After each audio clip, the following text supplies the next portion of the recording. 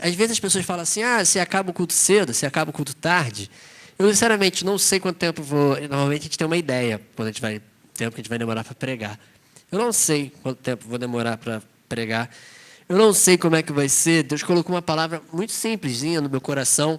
Eu queria compartilhar com vocês.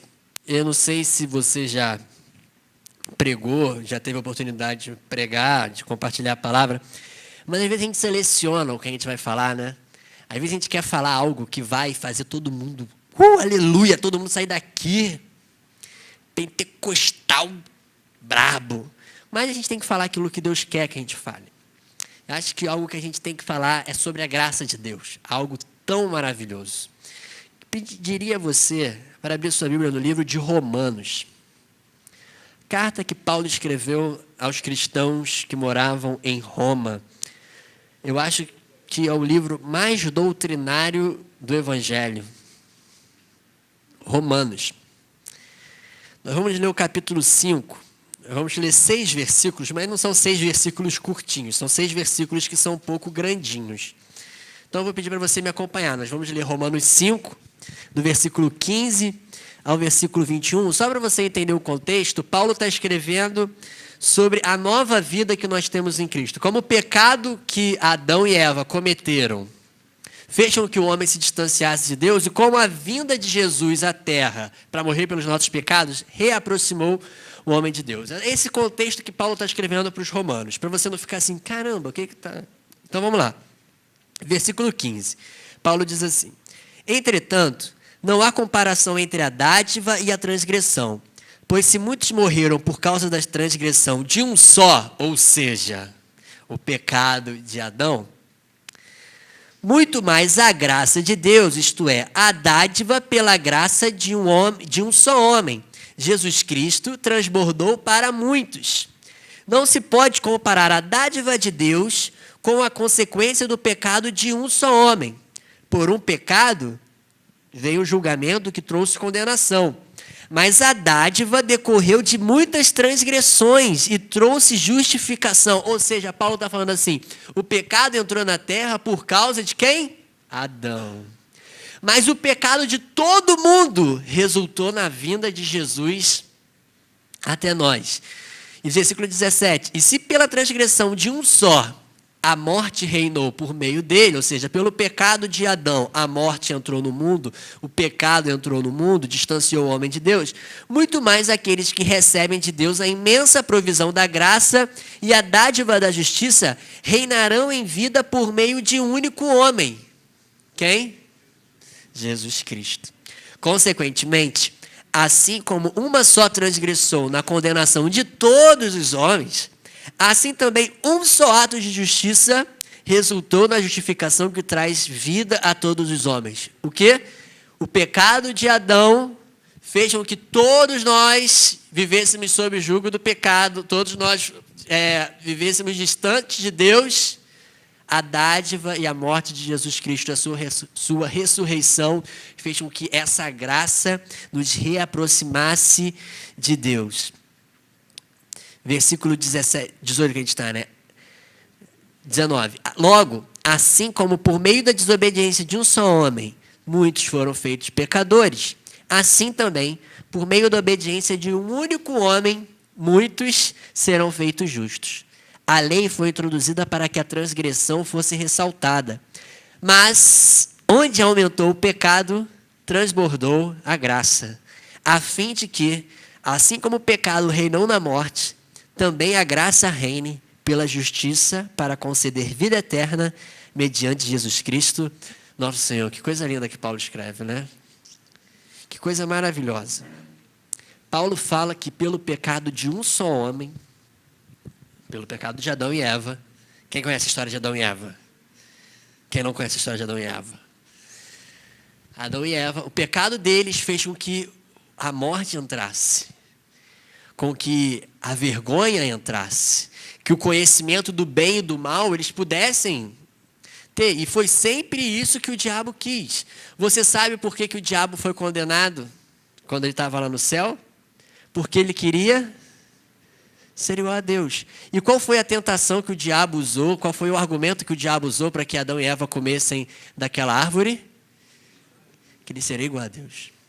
Nós, homens, sempre temos esse desejo de ser igual a Deus. Se você for ver a cultura grega, os homens querem o quê?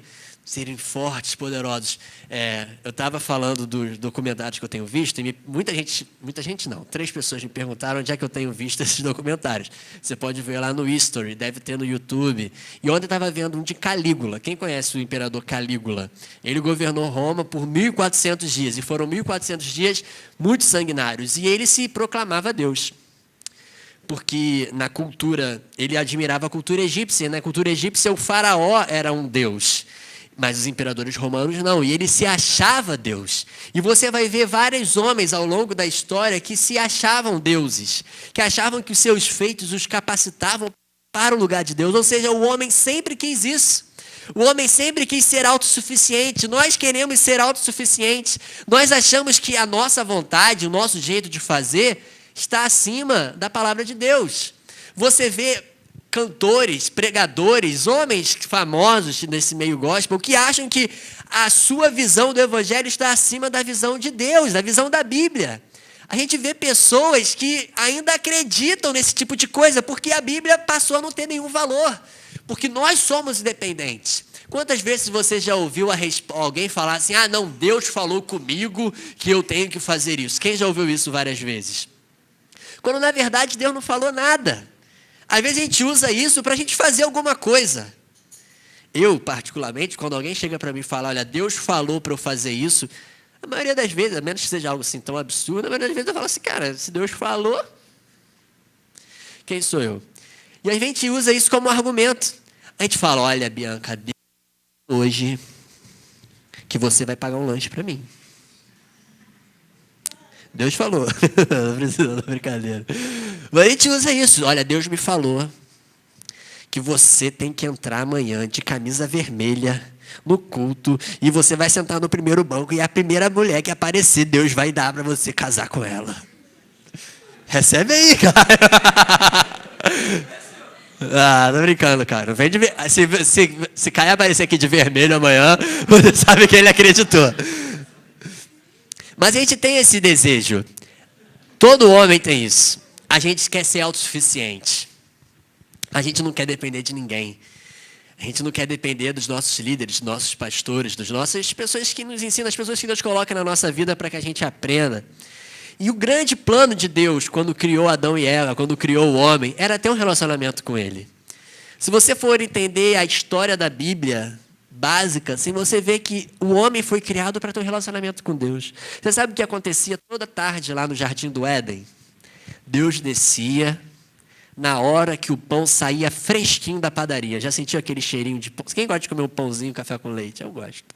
Você gosta de molhar o café com leite, o pão no café com leite? Quem gosta de molhar o pão no café com leite? Minha mãe diz que só eu faço isso. Eu falo, mãe, é muito gostoso, né? E aquela hora que você bota a manteiga no pão, sabe? Que o pão, a manteiga chega a derreter do pão quentinho. Era a hora que Deus chegava lá. E eles tomavam lá um cafezinho com leite, passavam o tempo juntos, conversavam, andavam pelo jardim, passeavam, tinham intimidade, relacionamento.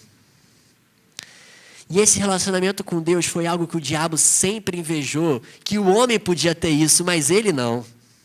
Ele estava lá, condenado. E o que ele faz um dia?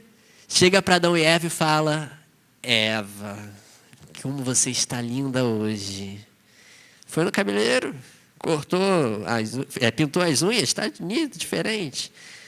E chega para Eva, olha só, o que Deus falou aí para você? Não, Deus está muito bom, a gente passa... Ontem a gente foi no cinema junto, sei lá. Mas a gente está aqui tomando conta do jardim, Deus falou que a gente pode fazer tudo, menos comer daquela árvore. E o que o diabo lá, a serpentinha, fala para ela? Olha só, nada. Sabe por que Deus não quer que vocês comam essa fruta aí? Porque se vocês comerem, vocês vão se tornar igual a Deus. E quando fala se tornar igual a Deus, os olhinhos brilham. O quê? Eu vou me tornar igual a Deus se eu comer essa fruta? E o diabo vai, manda aquele papo. E Eva vai, come, passa Eles comem, mordem, desobedecem e assim o pecado entra no mundo. Sabe que Deus desce, pergunta a Adão e Eva, onde é que vocês estão? E eles estavam escondidos por quê? Por que eles estavam escondidos? Porque eles estavam nus. Como é que eles estavam nus se eles sempre estiveram nus?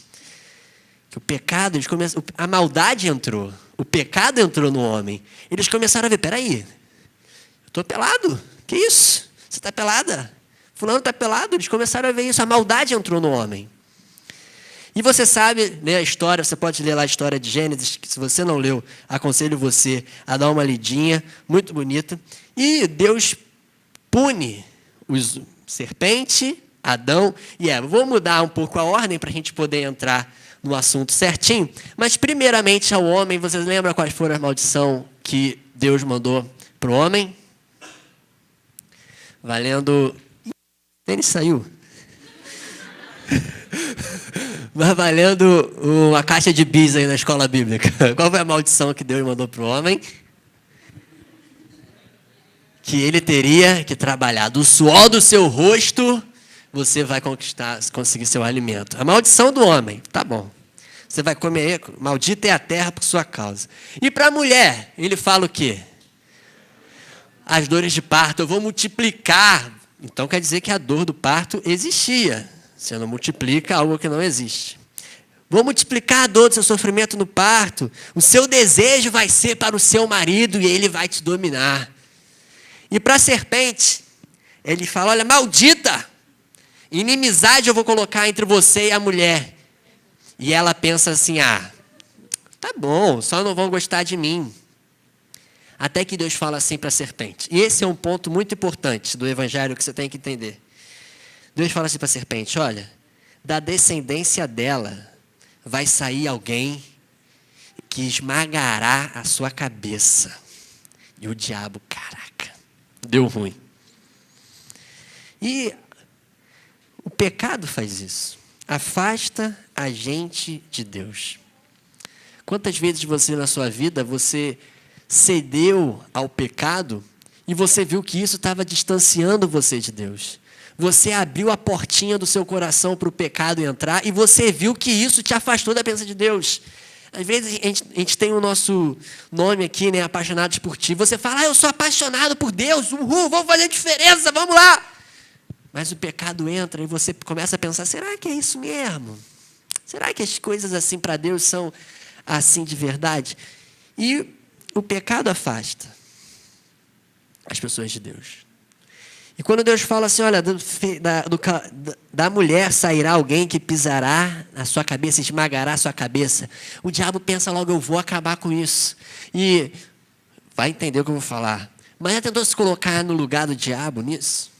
Qualquer pessoa de Deus que aparecesse, ele podia pensar, caramba, é esse cara que vai acabar comigo. É ele que vai acabar comigo. Aí imagina só a história. Aparece Noé, que a Bíblia diz que era um homem justo. O cara que estava lá na arca. E o diabo pensa, caramba, será que é ele? Aí o que acontece com Noé? Noé se embebeda lá, fica lá nu, fica envergonhado durante a sua família, amaldiçoa seu filho. O diabo pensa, epa, não é esse aí não. Então, a história continua. E aparece Abraão. Conhece Abraão? Abraão, um homem de fé, que Deus fala para ele, olha, bendito será a sua casa, seus descendentes serão como as estrelas no céu. Vai acompanhando a história. Aí, o que acontece com Abraão? A mulher dele fala assim, eu não posso ter filhos, pode se deitar com a minha serva? Ao invés de Abraão chegar, não, eu sou fiel a você e Deus me disse que eu teria uma descendência por meio de você. Abraão, já é que você está insistindo, né? Vamos lá, não queria fazer isso não, mas... E o diabo pensa logo, então não é esse também. Então vamos pular. Vamos lá, teve Isaac, Jacó, depois teve José, que o diabo pensa, será que é esse aí? Escravo do Egito, maltratado pelos irmãos. O diabo fez tudo para acabar com ele, mas não era ele. Aparece Sansão, um homem forte, lutador, guerreiro, juiz de Israel. E quem aparece que faz Sansão cair? Dalila. E o diabo pensa logo, também não é esse aí não. Davi, um homem segundo o coração de Deus, assumiu o trono no lugar de Saul, que foi rejeitado. Até que um dia Davi era para estar na guerra, e a Bíblia fala que Davi era para estar na guerra. Davi está lá andando, vê Batseba, que algumas pessoas falam Betseba, sei lá, eu sempre falei Batseba, eu estava vendo, eu falei assim, acho que eu sempre falei errado. Mas Batseba, vê Batseba lá tomando banho, deseja a Batseba, chama Batseba também, foi lá, se deitou com Davi, engravidou de Davi. Davi sabe disso, não contente, o que ele faz? Tenta enganar Urias, não conseguindo, ele manda matar Urias. E o diabo pensa, também não é esse.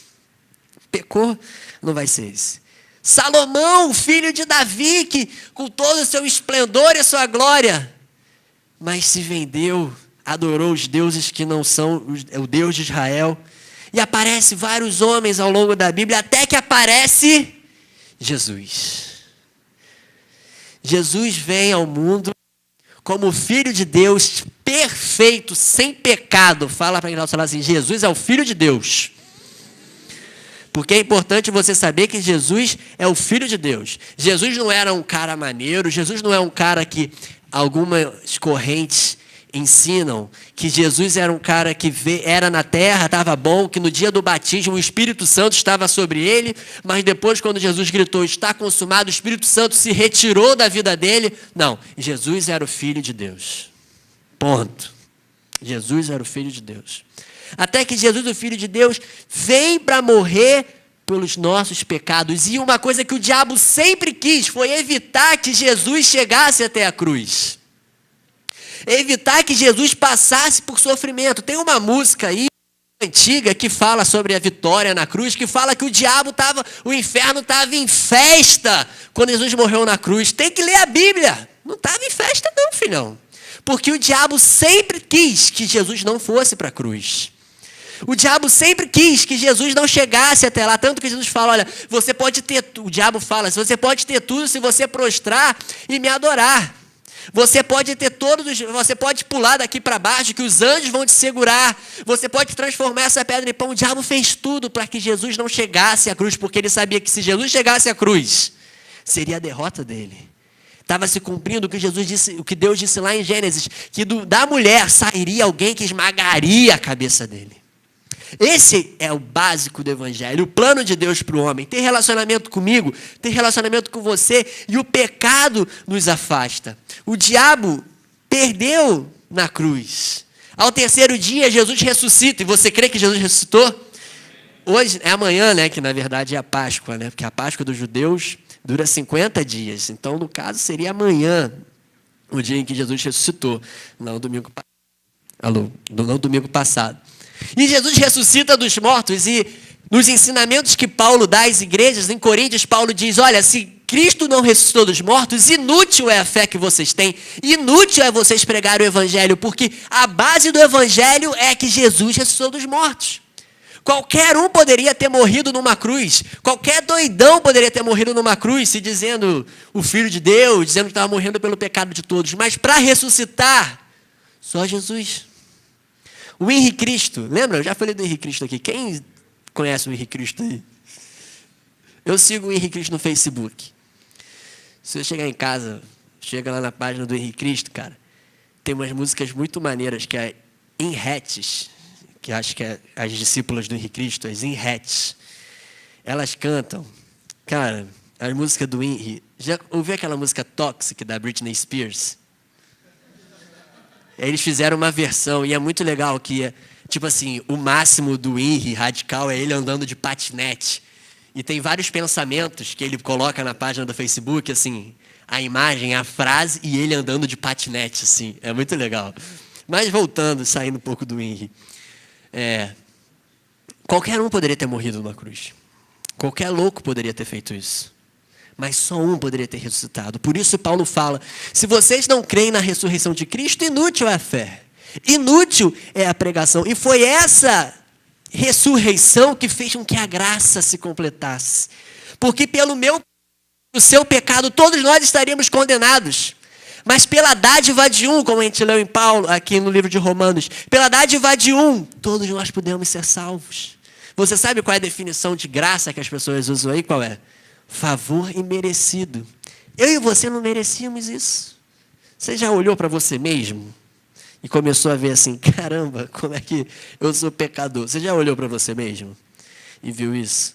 Às vezes eu olho para mim e falo, caramba, e Jesus morreu por mim. Você vê algumas pessoas aí e você olha, cara, Jesus morreu por ele. A gente não merece. Se alguém às vezes prega um evangelho complicado, e hoje foi curioso, porque uma pessoa botou lá no Facebook, e depois por inbox, eu estava lendo agora, atacando várias coisas do APT, e uma coisa era o evangelho simples, que a gente fala sempre evangelho simples. O complicado é você dizer que para você alcançar a graça de Deus, você tem que ser dizimista, ofertante, você tem que dar mais que 10%, você tem que rezar Ave Maria, Pai Nosso, você tem que vir tantos dias na igreja, não sei o que, sei que lá, e botam um peso sobre a pessoa, quando o evangelho é justamente isso, ao contrário. O evangelho é justamente ao contrário. Todo o peso do pecado que estava nas minhas costas, quando Jesus veio ao mundo morrer por mim, ele veio e tirou. Tanto que Jesus fala, vinde a mim todos os cansados e sobrecarregados, que eu os aliviarei. Esse é o evangelho simples, esse é o evangelho da graça. Jesus vem ao mundo e salva a humanidade. Pecados eram perdoados, doenças eram curadas, porque Jesus era o Filho de Deus e estava na terra. Quem está fazendo o desafio de ler a Bíblia aí, o desafio bíblico? Tem uma passagem que eu acho uma das mais maneiras da Bíblia, Marcos capítulo 2, que fala do paralítico que é curado. E uma das coisas mais fascinantes nessa passagem, eu acho, é que o paralítico vem, e o que Jesus fala para o paralítico? Seus pecados estão perdoados. E os fariseus começam a pensar, quem é esse cara que está falando que seus pecados são perdoados? E Jesus fala meio assim para eles, assim, meu irmão, olha só, quer saber como eu sou filho de Deus? Para vocês ficarem na moral, não só vou perdoar os pecados do cara, mas eu vou dizer para ele assim, levante-se antes. Cara, quando eu leio isso, eu fico assim, caramba, imagina só você estar lá, você pensar qualquer besteira dos caras, está satisfeito? Não? Então, levanta aí. Caramba. E esse é o evangelho da graça. E a religião não entende a graça. A religião, no sentido religioso, porque às vezes a gente fala assim, eu não tenho religião, mas se você for ler o livro de Tiago, Tiago fala assim, que a nossa religião é o amor, é a de Cristo. Então nós temos uma religião. Mas essa falsa religião, esse falso evangelho, o evangelho dos fariseus, não entende a graça. Eles pensavam assim, Jesus perdoando pecados? Quem é esse cara para curar alguém num sábado?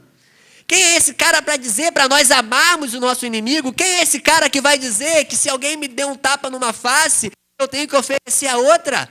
Porque a religião não entende qual é a graça. A religião não entende que a graça manifesta a vida de pessoas não merecedoras. A religião não entende por que Jesus foi chamar pecadores para serem seus discípulos e transformou a vida deles. Uma pessoa chegou para mim esses dias e falou assim, não fica falando não, porque Jesus só andava com pecador. Jesus só andava com pecador, sim. Mas se você for ler, Jesus transformou a vida dos pecadores. Quando Jesus falou lá, olha, quem não tem pecado nenhum, seja o primeiro a tirar a pedra. Jesus não chegou para aquela adúltera e falou assim, vai lá, tira onda com eles. Não. Jesus falou, sabe o quê? Vá, mas não peques mais.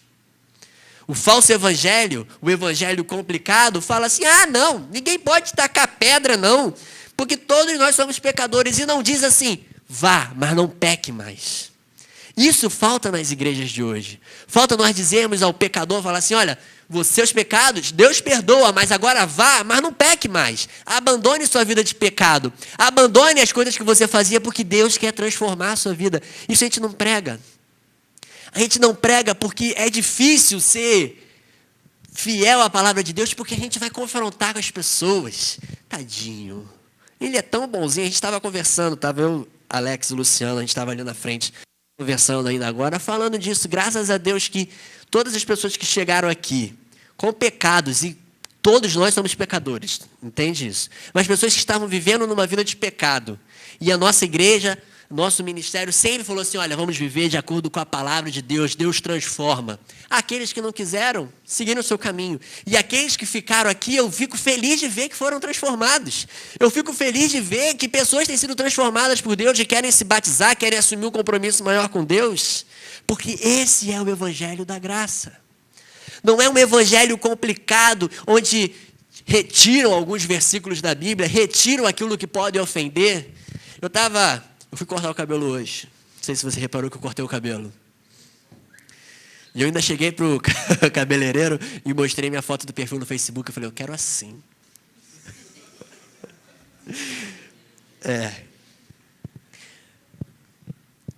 Mas a gente não está disposto.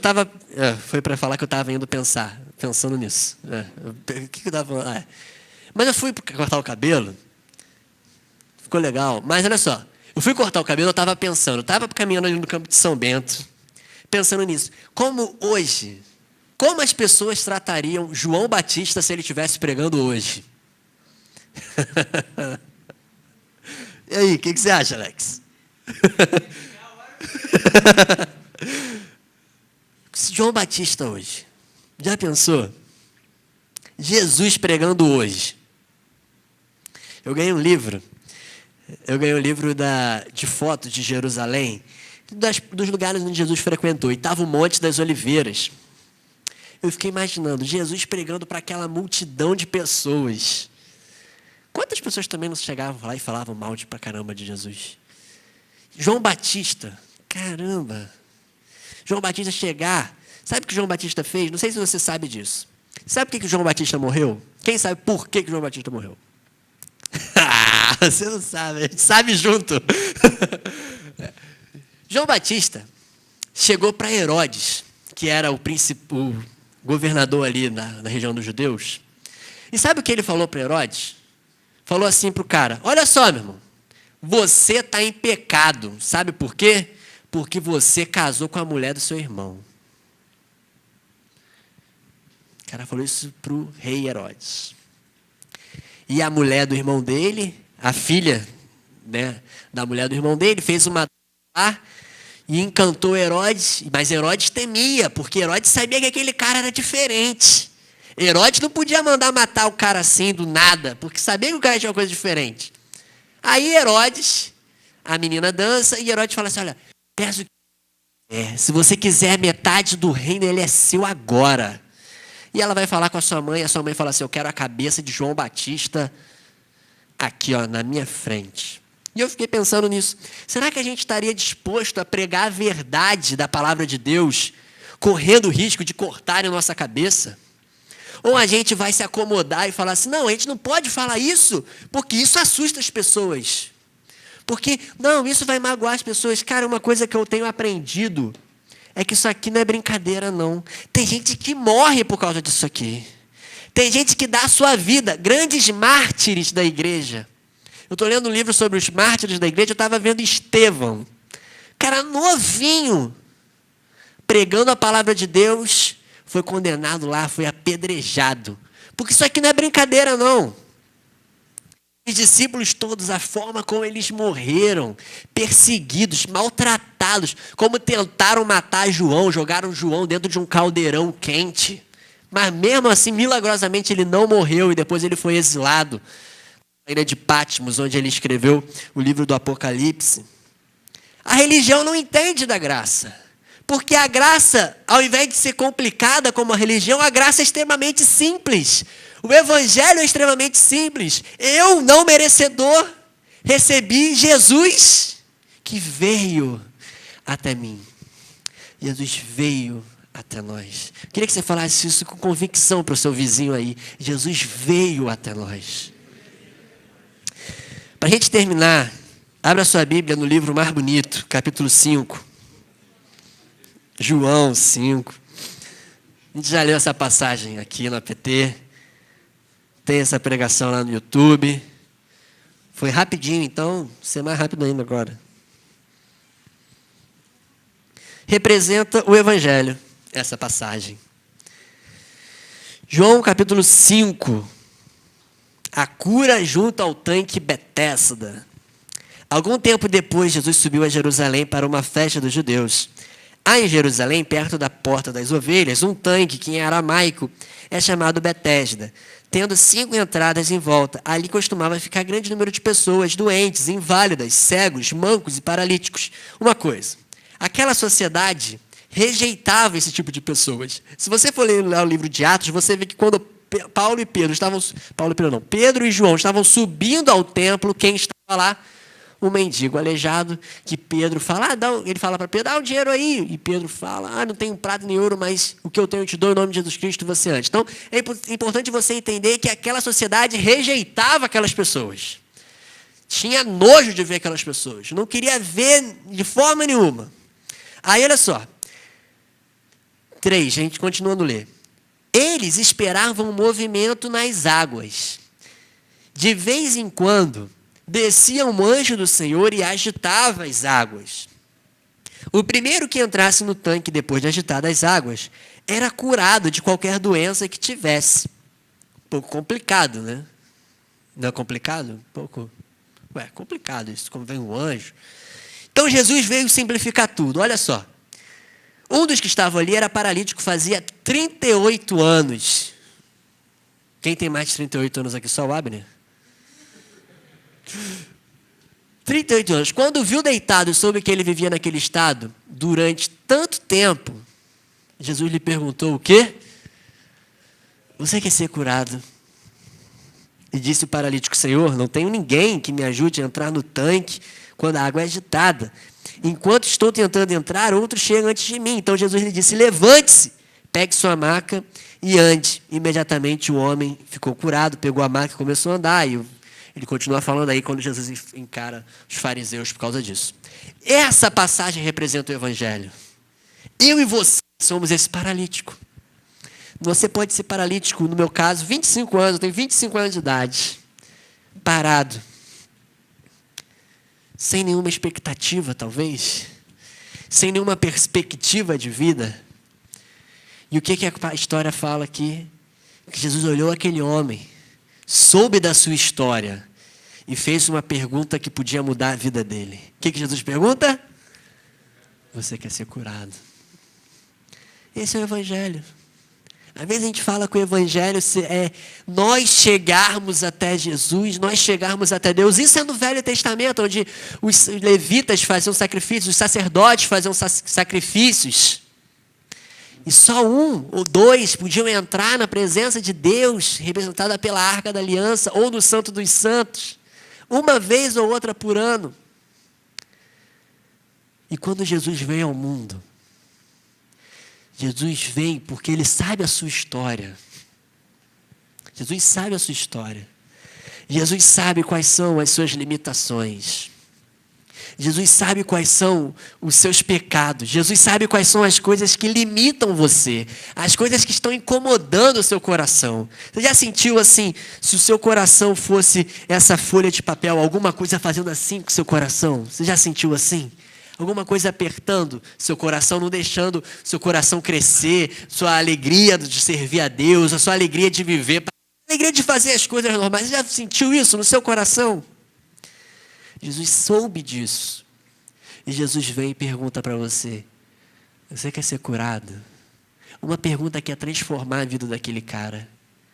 E ao invés de chegar, sim, Jesus, eu quero ser curado. Ele fala, Senhor... Não sei se ele estava jogando um verde também, mas ele fala, olha, ninguém pode me jogar até lá, se o Senhor quiser me jogar ali, se quiser fazer, não sei. E Jesus disse para ele, levante-se. A sua vida acaba ali, como paralítico acaba ali. Levante-se e ande. E ele encontrou com Jesus. Sabe o que acontece muitas das vezes quando a gente encontra com Jesus? A gente está caído. E Jesus chega para a gente, você quer ser curado? Eu falo, quero. E você fala, Jesus fala para você assim, levante-se. Aí você vai, levanto, glória a Deus, aleluia, não sei o quê. Mas passado um tempo, as dificuldades aparecem e você vai, vou ficar aqui de novo. Vou sentar aqui de novo. A semana eu estava conversando com uma jovem. Uma coisa que eu estou gostando muito nesse desafio bíblico são jovens que têm vindo fazer perguntas para mim. E isso tem me obrigado a estudar mais a Bíblia, para saber responder. Até estou te devendo, hein, Lucas? Caramba, vergonha. Mas, isso é o Evangelho. Às vezes, pelas nossas limitações, a gente se acomoda. Uma jovem tinha perguntado para mim esses dias: João, onde é que eu posso achar na Bíblia que o sexo antes do casamento é pecado? E você já parou para pensar assim, caramba! Um exemplo. A religião ensina que isso é pecado. E a graça faz você entender por que aquilo é pecado. Você entendeu o que eu estou falando? Entendeu? A religião fala assim, é pecado isso. Mas a graça faz você entender, gente, isso é pecado porque isso me afasta da presença de Deus. A lei diz que você não pode curar no sábado. Mas a graça diz que Deus não anda com um calendáriozinho. Aí de dia pode, não. A graça abraça todos nós. A lei fala, você não pode comer comida com sangue, você não pode comer carne, essas coisas. Aí que entra esse contexto dessa frase, não é? Tudo é puro para o puro. Não, Pedro tem uma visão e Deus fala para ele, todas as coisas são puras para aqueles que são puros. Pedro está falando de alimento. Está falando de pegação, não. Já ouvi esse argumento. Eu posso sair pegando todo mundo que todas as coisas são puras para os puros. Não é? Esse cara vai passagem VIP para o inferno. Mas olha só. A graça faz você entender por que aquilo é pecado. A graça faz você entender assim, gente, eu sou pecador, não merecia. Mas Jesus veio até mim. Jesus veio até mim para me curar, porque eu não podia chegar até Ele. Eu, com as minhas limitações, quem sou eu? Mas Jesus um dia veio dos céus para nós. Se você for ler o livro de Romanos, eu tinha marcado aqui, mas como eu saí, deixa eu só ver se eu acho aqui. Aqui, ó, Romanos 5, 8. Olha que coisa linda. A Bíblia é muito linda. Você tem lido a Bíblia? Tem lido a Bíblia? Estou lendo. Tem lido a Bíblia? Está lendo, né? Olha como a Bíblia é linda. Romanos 5, 8. Mas Deus demonstra seu amor por nós. 2 pontos. Cristo morreu em nosso favor quando ainda éramos pecadores. É graça. Eu não merecia. Quem sou eu, pecador, para Jesus morrer por mim? Mas Deus um dia lá no céu falou assim, eu criei o homem, eu amo o Caio, eu amo o Maurício, eu quero ficar longe deles. Vou mandar meu filho para morrer pelo pecado de todo mundo. Eu quero transformar a vida dessas pessoas. Eu quero curar a vida dessas pessoas. Cara, chega em casa... a gente está falando de desafio bíblico, né? Mas se você vai ler o livro de Romanos, você vai ver como o livro de Romanos é lindo, uma coisa linda. Esse é o Evangelho da Graça. Jesus veio até nós. Jesus veio acima dos nossos problemas. Não importa quem tem problema aí. Todo mundo tem problema, mas Jesus veio. Jesus é maior que seus problemas. Jesus é maior que as suas dificuldades. Jesus é maior que as suas frustrações. Jesus é maior do que as suas desilusões. Jesus é maior. Voltando falando que eu estava falando com essa jovem. Mas João, é difícil. Eu falei assim, é difícil. É claro, é muito difícil. Mas Jesus nunca falou que ia ser fácil. Jesus nunca falou assim, olha, vocês vão se batizar, o Espírito Santo virá sobre vocês e vocês vão viver na crista da onda. Vocês vão me aceitar, vocês vão ganhar uma chave com um apartamento em Miami, perto da praia, e todo dia vai vir um anjo servindo aquilo que você quiser, você marca lá carne, farofa, arroz, vai ser uma maravilha. Não. Jesus fala que vai ser difícil. que a carne vai ficar tentando combater o seu espírito. Porque no dia que Jesus veio, e a graça se manifestou na nossa vida, todos nós temos total acesso ao Pai.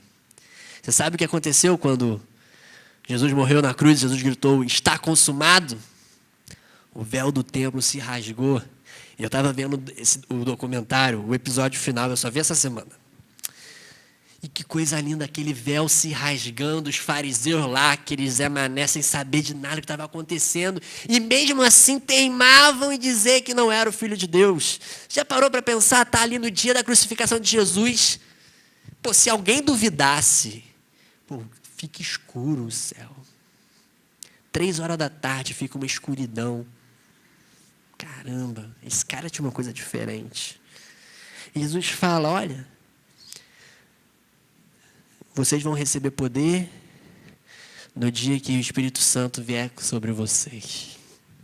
Para a gente terminar, Jesus veio até nós, morreu por nós, e hoje o Espírito Santo quer vir até nós também. A Bíblia fala que estavam todos reunidos num só lugar. Não veio um vento, veio a palavra, veio um som como de um vento, e fez com que eles falassem línguas, fossem batizados pelo Espírito Santo. Povos daquela região que estavam todos em Jerusalém para a celebração da Páscoa começaram a ver: estão falando na nossa língua. O que está acontecendo? Estão falando a nossa língua. Eu sou dali, eu sou de sei aonde, eu estou de sei aonde. Esses homens estão bêbados. E Pedro fala: olha, o que está se cumprindo hoje é a profecia de Joel, que nos últimos dias, diz o Senhor, derramarei meu espírito sobre toda a carne.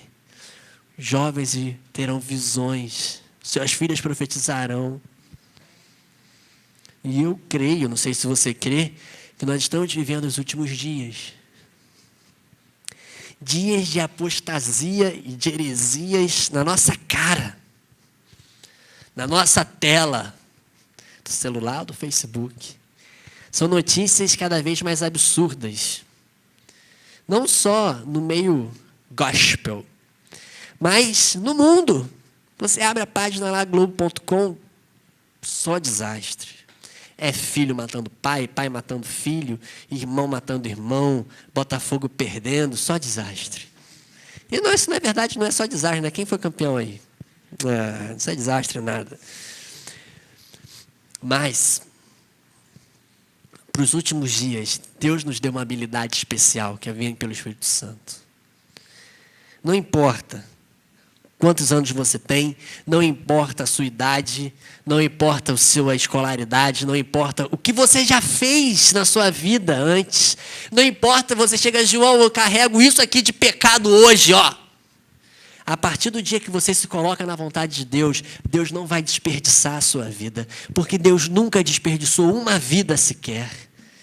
Quando um pecador se arrepende, de verdade, Deus usa essa vida.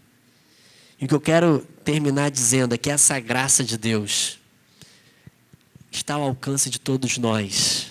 Você não precisa ligar para o 0800 graça.com.br, também nada disso. Apenas você dizer: Senhor, eu aceito a sua graça na minha vida. Eu te aceito como meu Senhor e Salvador. Aí você diz: mas João, eu sou crente, já fui batizado. Tá bom. Você aceitou Jesus como seu Salvador.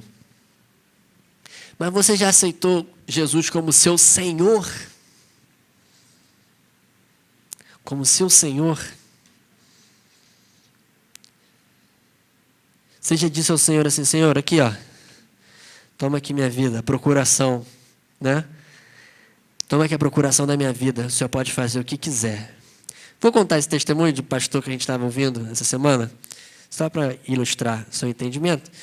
Esse pastor, ele foi novinho, veio novinho para o Rio, estava numa empresa de engenharia e foi colocado como diretor no meio de engenheiros, arquitetos, contadores. Ele tinha 20 anos de idade. E o dono dessa empresa, que era lá em Belo Horizonte, deu a ele uma procuração dizendo que ele poderia fazer o que ele quisesse, demitir, contratar. E 9 meses depois, em meio a uma crise dentro da empresa, os funcionários vão falando, acho que a gente vai ser demitido, etc e tal, todo aquele papo. E ele fala assim, olha, eu tenho uma procuração do dono. E ele não vai fazer nada, porque essa autoridade foi dada a mim de demitir, contratar quem quiser. E o pastor estava contando que depois ele chegou na sua sala, começou a orar, começou a chorar diante de Deus, e Deus falou assim, olha, aquele cara nem te conhece.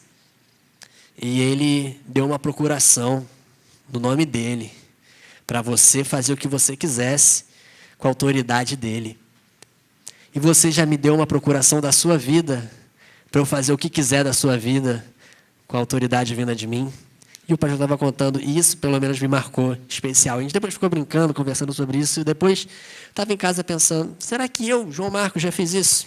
Chega a Deus, olha só, toma aqui minha vida, tudo aquilo que eu desejo, para o meu futuro, o meu presente, não importa o passado não, mas tudo aquilo eu digo, Senhor, aqui, transforma a minha vida.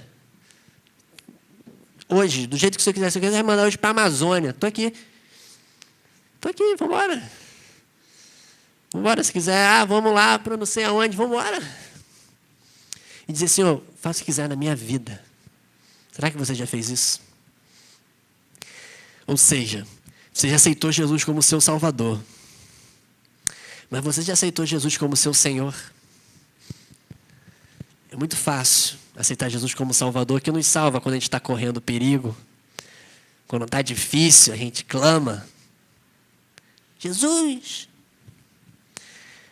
Mas dizer assim, Senhor, para cada passo que eu der, e a gente tem um costume feio, a gente toma as decisões e depois ora, quando tem que ser o contrário, orar e depois tomar as decisões, a gente chega para Deus e fala, Deus, eu quero que o Senhor seja o Senhor da minha vida. Paulo disse uma vez, já não sou eu quem vive, mas Cristo vive em mim. Você já tomou essa decisão? Presta atenção em mim aqui, 1 minuto. 1 minuto. Rafa, pode até ficar aqui, bota alto. Se eu passar de 1 minuto, você pode para a gente acabar em 1 minuto. Mas nesse 1 minuto, você já deu a Deus autoridade total sobre a sua vida? Eu não tenho nenhuma chave no meu bolso, mas você já chegou assim para Deus, Deus, toma aqui, ó, todas as chaves da minha vida. É teu. Eu não quero mais. Senhor, olha, toma aqui o GPS. Toma aqui, ó, o Senhor me mostra o caminho, eu não quero mais. Eu não quero mais viver para mim. Quantas vezes você só pensou na sua vontade e não pensou na vontade de Deus? Quantas vezes você botou seu desejo em primeiro lugar, em segundo plano a vontade de Deus? Não foram poucas, isso já acontece comigo também. Eu não estou pregando só para você não, o Espírito Santo está falando para mim. Mas nunca é tarde para você dizer, Senhor, toma aqui o controle total da minha vida. Toma aqui, Senhor. Quais são os meus desejos, meus planos, meus projetos, meu futuro, meu ministério. Jovens aqui, que Deus quer levantar com um ministério lindo. Mas você tem que entregar a sua vida para Deus. Eu não falo só para você, falo para mim. Coisas que a gente não pôde desfrutar ainda, porque nossa entrega não foi total. Deus não está esperando 70% de entrega. Deus quer 100% de você. Talvez você tenha entregado a Deus somente seus 60%, 70%. Quando Deus quer tudo de você, porque Deus deu tudo dele por você. E Ele quer tudo de você. Não só essa noite, mas todos os dias da sua vida. Esse é o Evangelho. Esse é o Evangelho. O Evangelho não é palhaçada, show, gospel, night gospel. O Evangelho não é isso. O Evangelho é renúncia. Quando essa jovem estava falando comigo, eu estava falando isso para ela. Evangelho é renúncia. Evangelho é dizer não à sua vontade. Ah, mas pode sair da igreja. Saia, mas o meu papel é dizer isso. Nosso papel é dizer isso. Evangelho é renúncia. Evangelho é dizer não ao pecado. Evangelho é abandonar o seu pecado e não voltar a pecar. Evangelho é clamar a Deus, Senhor, que tu cresças e que eu diminua. O Evangelho é isso. Esse é o Evangelho da graça. Não é palhaçadinha, eu posso pecar, fazer o que quiser, que Deus vai me perdoar. Vai te perdoar, vai. Mas quanto tempo o pecado vai fazer você perder tempo com Deus? Por quanto tempo você vai ficar enganando a você mesmo? Usando uma cara aqui e outra cara lá fora. A mesma mão que tem feito você pecar, você levanta as mãos, você toca um instrumento. Até quando? Deus quer 100% de você. Deus quer você por inteiro. Talvez hoje tenham chaves que você tem que entregar na mão de Deus. Deus está aqui, ó. Meu namoro, meu noivado, minhas amizades, minha faculdade, tudo na sua mão. Eu não quero mais essa chave. Chave. Eu não quero mais. Pode jogar, eu sou o Jefferson.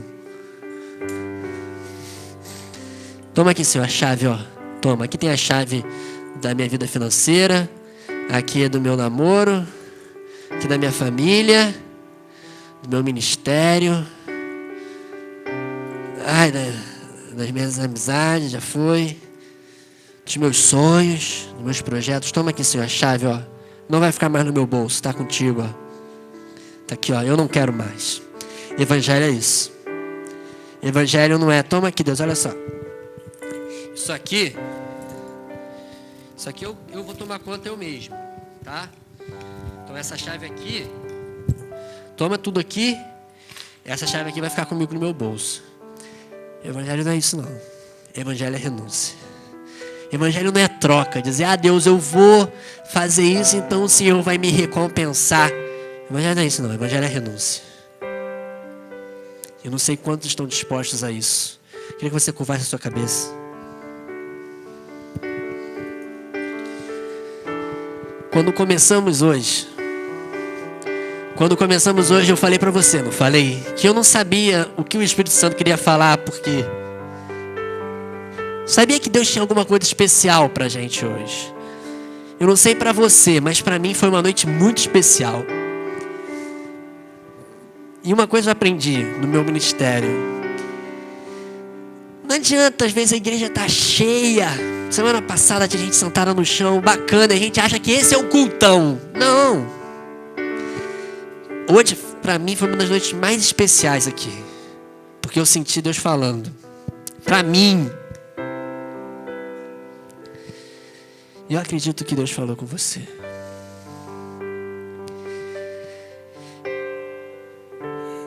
E se existem jovens aqui hoje